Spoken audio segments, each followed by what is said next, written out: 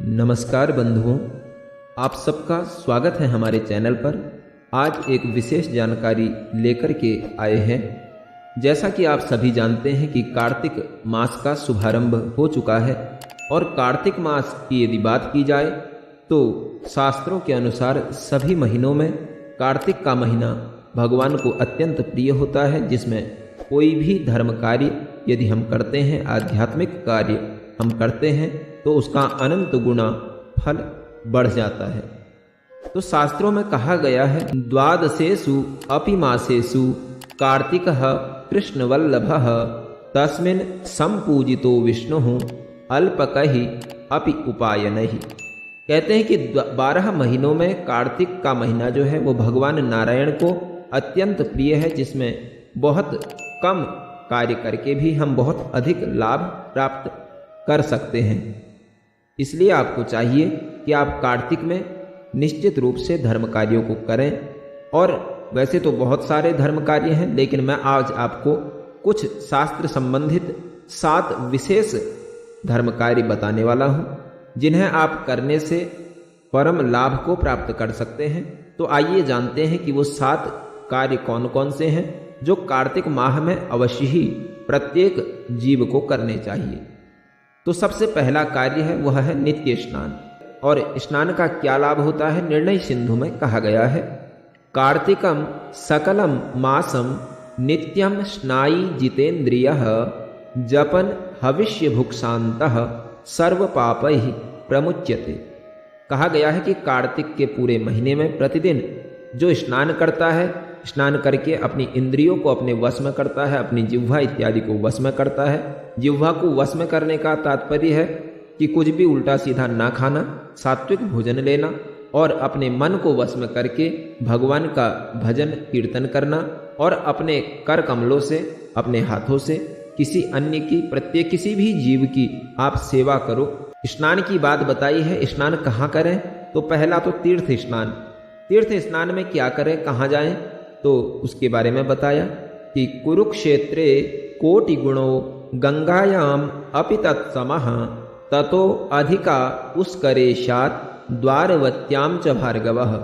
कहा गया है कि यदि तीर्थ स्नान की बात की जाए तो सबसे पहले कुरुक्षेत्र में यदि आप स्नान कर सको, कुरुक्षेत्र जाकर के, तो वहाँ का कोटि गुना, करोड़ों गुना फल उसका है। और उसी के समान गंगा स्नान का है हरिद्वार इत्यादि तीर्थों में, काशी इत्यादि तीर्थों में, और उससे भी अधिक फल है पुष्कर और द्वारिका जैसे तीर्थों में। लेकिन अब बात यह आती है कि यदि हम इन तीर्थों में ना जा सकें, चाहे शारीरिक स्थिति हमारी इस योग्य नहीं हो या फिर आर्थिक स्थिति हमारी कमजोर हो, तो हम कैसे इन तीर्थों के स्नान का लाभ प्राप्त करें? तो उसके लिए भी शास्त्रों ने बहुत ही सुंदर एक बात कही है, एक उपाय बताया है कि आप घर में रहकर भी सभी तीर्थ के स्नानों का लाभ प्राप्त कर सकते हैं। किस प्रकार से? तो कहा है कि घर का जो आपका जल है, उस जल में आप किसी भी तीर्थ स्थान का, जैसे गंगा इत्यादि नदी का जो गंगा जल है, उसकी एक बूंद मात्र डाल लें। ऐसा भी संभव ना हो तो आप इन तीर्थों का नाम मात्र जप लें। किन तीर्थों का? अयोध्या, मथुरा, माया, काशी, कांची, अवंतिका, पुरी, द्वारावती चैव सप्तेता मोक्षदायिका। अयोध्या, मथुरा, हरिद्वार, काशी, कांची, अवंतिका और द्वारिका, इन 7 दिव्य मोक्षदायिका जो नगरियां हैं, तीर्थ स्नान है, इनका नाम जपते हुए आप जल का स्पर्श करें तो वह जल भी तीर्थ का ही जल के योग्य हो जाता है, उससे भी आप स्नान कर सकते हैं। अब स्नान करते समय किस प्रकार से मंत्र जाप करें? तो स्नान करते समय ऐसा भगवान से ऐसी प्रार्थना करें कि कार्तिके हम करिष्यामि प्रातः स्नानं जनार्दनः प्राप्त्यर्थम तव देवेश दामोदर मया सह। कि हे प्रभु, हम आपका नाम जप स्मरण करते हुए आज हम स्नान कर रहे हैं, कार्तिक स्नान कर रहे हैं, इससे हमें आपकी प्राप्ति हो, आपके श्री चरणों में हमारी भक्ति उत्तरोत्तर बढ़ती रहे। इस स्नान करके उनको अर्घ्य अवश्य दें। अर्घ्य किस प्रकार से दें? नित्यम नैमित्तिकम कृष्ण कार्तिके पापनाशने गृहाणार्घ्यम मया दत्तम राधया सहितो हरे। नित्य नैमित्तिक रूप से प्रतिदिन आप नियमित रूप से भगवान श्री कृष्ण को एवं माता राधा रानी को आप अर्घ्य दान करें। ऐसा करने से कार्तिक के महीने में ऐसा यदि आप करते हैं तो आपके सभी पापों की मुक्ति आपकी हो जाती है। तीसरा जो कार्य है वह है कार्तिक माह में तुलसी धारण। यदि आप चाहते हैं कि आपकी भक्ति उत्तर उत्तर बढ़ती रहे तो इसके लिए आप तुलसी की माला धारण कर सकते हैं। स्कंद पुराण में बड़ा सुंदर वर्णन आया है तुलसी माला धारण करने का। कहा कि निवेद्य केशवे मालाम तुलसी काष्ठ संभवाम वाहते यो नरो भक्त्या तस्य वै नास्ति पातकम। कहा गया है कि जो तुलसी की माला है वह पहले भगवान श्री नारायण को, भगवान श्री कृष्ण को, शालिग्राम जी को स्नान इत्यादि करा के तुलसी की माला उनमें अर्पित करें। उसके बाद में प्रसाद रूप में उस माला को ग्रहण करके फिर उसको स्वयं धारण कर लें। ऐसा करने से सभी पातकों की, सभी पापों की मुक्ति जीव की हो जाती है, सभी पापों का तत्क्षण नाश हो जाता है। चौथा नियम बड़ा दिव्य है, वह है तीर्थ यात्रा। स्कंद पुराण के काशी खंड में बड़ा सुंदर वर्णन आया है। कार्तिके मासी में यात्रा यई कृता भक्ति तत्परहि बिंदु तीर्थम कृतम स्नाने तेषां मुक्ति न दूरतः। कहा है कि कार्तिक के महीने में जो यात्रा करता है दिव्य तीर्थ स्थानों की, उनको निश्चित रूप से मुक्ति प्राप्त होती है, मुक्ति उनसे दूर नहीं रहती है। पांचवा जो कार्य है वह है तुलसी से भगवान विष्णु की पूजा। आप प्रतिदिन भगवान शालिग्राम जी पर, भगवान नारायण पर तुलसी के पत्र या तुलसी दल अर्पित कीजिए। क्यों? उससे क्या लाभ है?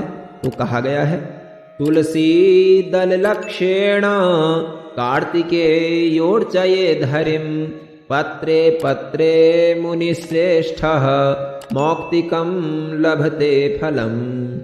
कहा गया है कि तुलसी का दल आप यदि भगवान को अर्पित करते हैं कार्तिक के महीने में तो भगवान नारायण पर अर्पित किया जाने वाला प्रत्येक तुलसी का दल आपको मोती चढ़ाने के समान फल देता है। जिस प्रकार से आप अन्य के समय में भगवान को मोती अर्पित करें तो उससे जो लाभ आपको प्राप्त होगा वही लाभ आपको कार्तिक के महीने में तुलसी का पत्र या तुलसी का दल चढ़ाने से प्राप्त हो जाएगा। और छठा काम कौन सा है? तो वो बड़ा सुंदर है दीपदान। दीपदान प्रत्येक जीव कर सकता है। दीपदान करने से जीव की सद्गति होती है, घर में लक्ष्मी की प्राप्ति होती है, दरिद्रता का नाश होता है और घर में उत्तरोत्तर प्रकाश की वृद्धि होती है। जो भी मनोकामना आपकी है वो निश्चित रूप से पूर्ण होती है। अब दीपदान करें कहाँ पर? तो दीपदान के लिए कुछ विशेष स्थान हैं, उनके बारे में बताया गया। कार्तिके विष्णु मूर्त्यग्रे दीपदान दिवं व्रजेत चतुष्पथेषु रथ्यासु ब्राह्मण वसथेषु च वृक्षमूलेषु गोष्ठेषु कांतारे गहनेषु च। कहा गया कि कार्तिक के महीने में भगवान विष्णु की जहाँ मूर्ति हो उसके आगे या फिर मंदिर इत्यादि में आप दीपदान कर सकते हैं। दूसरा कहाँ पर करें? तो चतुष्पथेषु रथ्यासु, जो मार्ग हो, जो सड़क इत्यादि हो, उसमें जो चौराहा जिसे कहते हैं, चौबट्टी भी उसे कहते हैं, चतुष्पथ भी उसे कहते हैं, उसी चौराहे पर आप चौमुखा दीप सायंकाल के समय रख दीजिए। ऐसा करने से आपके दिग दिगंतर से जो भी बाधाएं आपके घर में आ रही हैं वो सभी बाधाओं का नाश होता है। साथ में आपके प्रत्येक कार्य निर्विघ्न रूप से संपन्न होते हैं और लक्ष्मी की प्राप्ति होती है। पितृबाधा, भूत बाधा इत्यादि जो भी बाधाएं आपके घर परिवार में किसी सदस्य पे हो तो वह निश्चित रूप से दूर हो जाती हैं इस चौमुखे दीपदान से। और साथ में वृक्ष मूलेषु, कहा गया कि वृक्ष के मूल में जो दिव्य वृक्ष हैं जैसे बड़, पीपल, आंवला, इन सब वृक्षों के नीचे जो आपके नजदीक में हो उसके नीचे दीप जलाएं। ऐसा करने से आपको निश्चित रूप से परम लाभ की प्राप्ति होती है। और कहाँ जला सकते हैं? यदि आप बाहर न जा करके घर में ही जलाना चाहें तो गोष्ठेषु, गौशाला में जहाँ पर गौमाता को बांधा जाता है वहाँ पर आप दीप जला सकते हैं। उससे भी आपको बड़ा लाभ प्राप्त होगा। और कहाँ पर? तो कहते हैं कि कांतारे गहने सुच। कांतार कहते हैं जंगल को, और गहन मतलब घना। घने जंगल में, कोई जंगल आपके आसपास में हो तो वहां पर भी आप दीपदान कर सकते हैं, उससे भी लाभ की प्राप्ति होती है। और सातवां जो कार्य है वह विशेष कार्य है। यदि आप इन सब कार्यों में से कुछ भी ना कर पाए तो एक कार्य आप अपने जगह पर बैठे बैठे कर सकते हैं, वह है स्तुति पाठ। स्तुति पाठ में हम किन चीजों को करें? तो हरे नाम सहस्राख्यम गजेन्द्रस्य च मोक्षणम कार्तिके पठते यस्तु पुनर्जन्मम न विद्यते। कहा कि विष्णु सहस्त्र नाम का आप पाठ करें, गजेंद्र मोक्ष का आप पाठ करें, जो श्रीमद् भागवत महापुराण के 8वें स्कंध में 3य अध्याय है, उस गजेंद्र मोक्ष का आप पाठ कर सकते हैं। विष्णु सहस्त्र नाम का पाठ कर सकते हैं, गीता जी का पाठ कर सकते हैं, या जो भी अन्य भागवत के श्लोक इत्यादि हैं उनका भी आप पाठ कर सकते हैं।